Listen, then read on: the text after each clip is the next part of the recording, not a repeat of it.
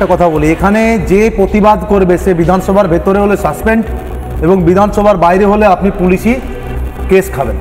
এটাই হচ্ছে এই বাংলার নিয়ম। আমি লাস্ট 4.5 বছর দেখে এসছি।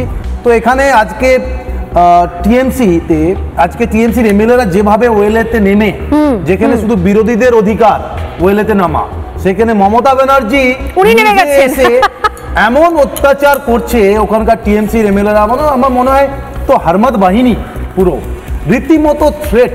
বাংলাতে আজকে ধন্যবাদ জানাবো যে আজকে লাইভ হচ্ছিল এবং মমতা ব্যানার্জি নিজে, ওখানে কোনো বিজেপির এমএলএ নেই, ওখানে সমস্ত টিএমসির এমএলএ দেখুন প্রত্যেককে নেমে গিয়েছিল, মনে হচ্ছে খেয়ে ফেলবে, মনে হচ্ছে মার্ডার করে দেবে। এই পরিস্থিতিতে আমরা আন্দোলন করছিলাম, আমরা স্পিকারের কাছে জবাব চাইছিলাম যে শুভেন্দু অধিকারীকে কেন সাসপেন্ড করা হলো এবং অগ্নিমিত্রাকে 4 নম্বরে কেন নাম ডাকলেন, সে তাতেই হচ্ছে শঙ্কর ঘোষকে সাসপেন্ড হতে হলো। একের পর এক অগ্নিমিত্রা পাল, মিহির গোস্বামী, আমি, তারপরে বঙ্কিমবাবু সবাইকে সাসপেন্ড করে দিল। স্পিকারকে শুধু এটাই বলেছিলাম, আপনি আমাদের সমস্ত লোককে সাসপেন্ড করে দিন বিজেপির, আপনি নির্বিঘ্নে বিধানসভা চালান, আপনাকে কেউ ডিস্টার্ব করবে না। শুধু এই কথা বলাতেই উনি আমাকে সাসপেন্ড করে দিলেন।